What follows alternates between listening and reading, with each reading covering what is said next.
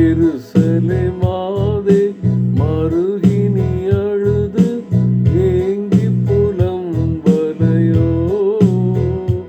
நின் எருசலை அதிபன் இளமணவாளன் எடுத்த கோலமிதோ. குருசினில் தொங்கி குருதியும் வடிய கொல்கதமலைதனிலே நம் குருவேசு சுவாமி கொடும் துயர் பாவி கொள்ளாய் கண் கொண்டு.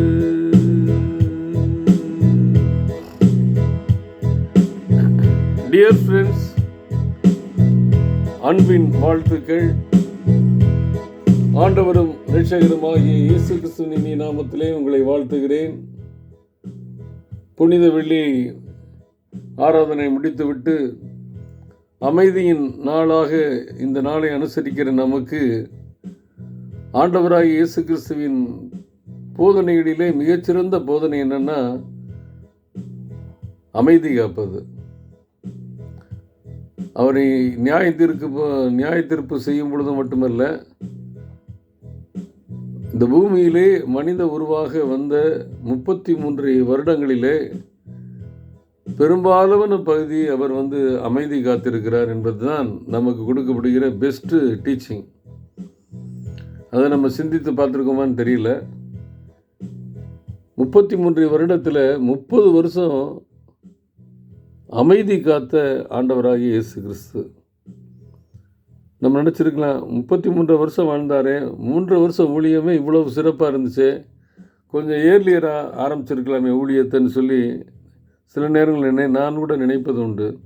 ஆனால் ஆண்டவருடைய வாழ்க்கையை திருப்பி பார்க்கும் பொழுது அவர் அமைதியாக இருந்ததுக்கு காரணம் பிதாவிடத்திலிருந்து அவருக்கு உத்தரவு வரல. மனித உருவெடுத்து பெத்லகேமில் பிறக்க வேண்டும் என்பது அவருடைய சித்தம், பிறந்து விட்டார்.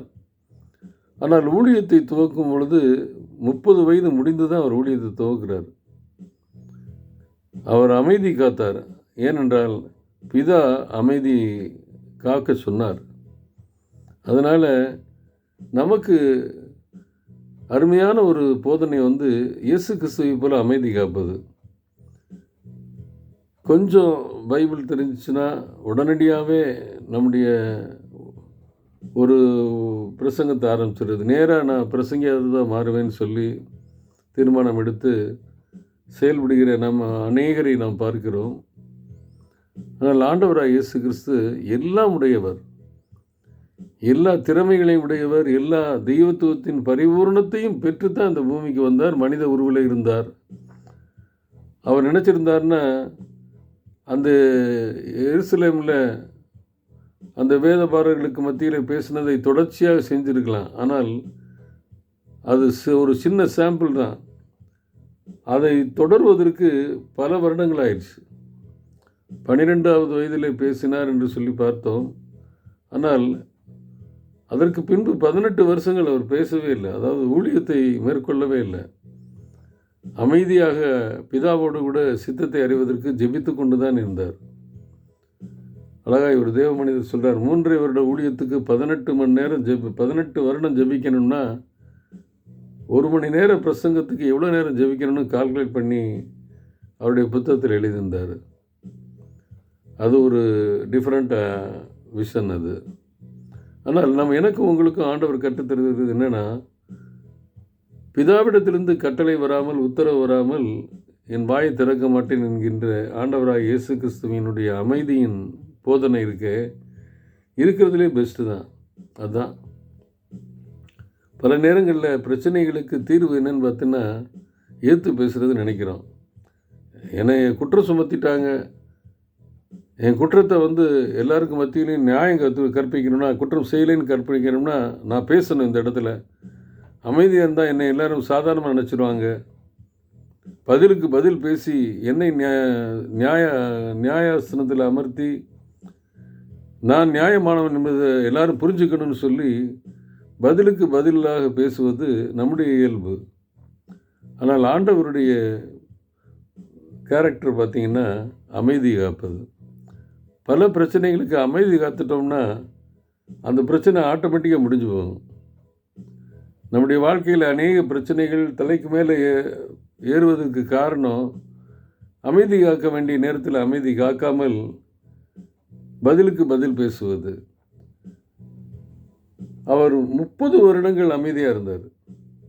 அமைதியாக இருந்து கீழ்ப்படிந்தார், தாழ்மையாக இருந்தார், உலகத்தின் பெற்றோர்களுக்கு உதவியாக இருந்தார். ஏன்னா பிதாடத்திலிருந்து அவருக்கு கட்டளை வரல. நானும் நீங்களுமா இருந்தோம்னா கட்டளையே எதிர்பார்க்க மாட்டோம். எனக்கு திறமை இருக்குது, நான் இந்த காரியங்களை செய்வேன்னு சொல்லி அமைதி இல்லாமல் துவங்கி தோல்வியை தான் காண முடியும். அதில் விளைச்சல் இருக்காது. ஆண்டவராகிய இயேசு கிறிஸ்து வேலை வந்தது என்று சொல்லி தான் துவங்குகிறார் அந்த 3 வருட ஊழியத்தை. யாரிடத்திலிருந்து வேலை வந்தது? பிதாவிடத்திலிருந்து வேலை வந்தது. அந்த நேரத்திலும் கூட அவர் பிதாவுடைய என்ன சொல்கிறாரோ அதை தான் சொன்னாரே ஒழிய மற்ற நேரங்களில் அமைதியாக இருந்தார். இறுதியாக சிலுவையில் செல்வதற்கு முன்பாக நியாயத்தீர்க்கப்படும் பொழுது அமைதியாக இருந்தார். வாழ்க்கையெல்லாம் அமைதி தான். அது ரொம்ப கடினமான காரியம். பிலாத்து சொல்கிறாரு, எனக்கு உம்மை கொல்வதற்கும் அதிகாரம் இருக்குது, உம்மை விடுதலை செய்வதற்கும் அதிகாரம் இருக்குங்கிற போது அப்போ மட்டும் ஒரு வார்த்தை பேசுகிறாரு. பிதாவிடத்திலேருந்து அதிகாரம் கொடுக்கப்படாமல் ஒன்றுமே செய்ய முடியாதுன்னு சொல்கிறார். அவ்வளோதான். என்ன சொல்ல வருகிறார்? நம்ம நினைக்கிற பிலாத்து சிலுவையில் அரைஞ்சார், ரோம சோல்ஜர்ஸ் சிலுவையில் அரைஞ்சாங்க, யூதர்கள், வேத போதகர்கள், பரிசேயர்கள், பிரதான ஆசாரியர்கள் சிலுவையில் அரைஞ்சாங்கன்னு சொல்லி ஒருவேளை அதற்கு அவங்க வழி அமைத்து கொடுத்தாங்களே ஒழிய சிலுவையில் இயேசு கிறிஸ்துவை அறைய சித்தம் கொண்டது பிதாவானவர். பிதா தான் இயேசு கிறிஸ்துவை சிலுவையில் அறைந்தார். அதனால தான் அந்த சிலுவை மரணத்தை இயேசு கிறிஸ்து ஏற்றுக்கொண்டார். பிலாத்து முடிவெடுத்து சிலுவையில் அரைஞ்சிருந்தாலோ இல்லை ரோம அதிகாரிகள் அரைஞ்சிருந்தாலோ எளிதாக அவர் தப்பிச்சு போயிருப்பார். சிலுவையில் அறைய சித்தம் கொண்டது பிதா என்பதினாலே அந்த சிலுவை மரணத்தை தள்ளி போடலை, தவிர்க்கலை, அதை அமைதியாக ஏற்றுக்கொண்டார். காரணம், சிலுவை மரணம்தான் இந்த உலகத்துக்கு ரட்சிப்பை கொடுக்கணும்னு சொல்லி பிதாவின் சித்தம். அந்த பிதாவின் சித்தத்துக்கு கீழ்ப்படிந்த குமாரனுடைய அமைதி இருக்குது பார்த்தீங்களா, ஏற்றுக்கொள்ளுதல்.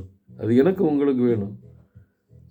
1 பேதுரு 2ஆம் அதிகாரம் 23வது வசனத்தில் அழகாக சொல்லப்படுகிறது. இயேசு தான் வையப்படும்போது பதில் வையாமலும் பாடுபடும்போது பயமுறுத்தாமலும் நியாயமாய் தீர்ப்பு செய்கிறவருக்கு தம்மை ஒப்புவித்தார்.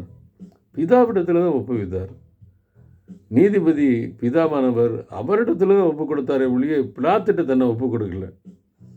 அதனால தான் பிலாத்து கேள்வி கேட்கும் பொழுது, பிரதான ஆசாரியன் கேட்கும் பொழுது அவர் என்ன பண்ணலை, பதில் பேசலை. அவங்க திட்டும் பொழுதும், மற்றவர்கள் திட்டும் பொழுதும், எள்ளி நகையாடும் பொழுதும், பரியாசம் செய்யும் பொழுதும் அவர் வாயவே திறக்கலை, அமைதியாக இருந்தார். பாடுபடும்போது கூட பயமுறுத்தலை. என்னையா கொல்றீங்க, என்னையா அடிக்கிறீங்க, உங்களை வசமாக வச்சுக்கிறேன் பாருங்கள், என்னை பற்றி உங்களுக்கு தெரியாது அப்படின்னு சொல்லி நம்ம சொல்லுவோம் பார்த்தீங்களா, அது மாதிரி சொல்லலை. பாடுபடும் பொழுது கூட பயமுறுத்தலை, நியாயமாய் தீர்ப்பு செய்கிறவருக்கு தம்மை ஒப்புவித்தார். ஆண்டவராக இயேசு கிறிஸ்துவின் அமைதி அநேக பிரச்சனைகளுக்கு தீர்வு. அவருடைய அமைதி என் பாவ பிரச்சனைக்கும் தீர்வு கொடுத்திருக்கிறது என்பதனாலே என்னுடைய வாழ்க்கையிலே இந்த அமைதி நாள் மட்டுமல்ல, எல்லா நாட்களும் சில ஆண்டவருடைய சித்தத்தை மட்டும் பேசணும். மற்ற நேரங்களில் அமைதி காத்தோம்னா பிரச்சனைக்கு நாம் காரணமாகவே மாட்டோம். ஆண்டவராக இயேசு கிறிஸ்துவின் மாதிரியிலே மிகப்பெரிய மாதிரி அமைதி காப்பது, வையப்படும் பொழுது அமைதி காப்பது, தூசிக்கப்படும் பொழுது, அவமானப்படுத்தும் பொழுது, குற்றம் சாட்டப்படும் பொழுது பொறுமையாக அமைதி காப்பது. அதை நாம் கடைபிடிப்போம். அமைதி நாளை சிறப்பாக்குவோம். ஆமேன்.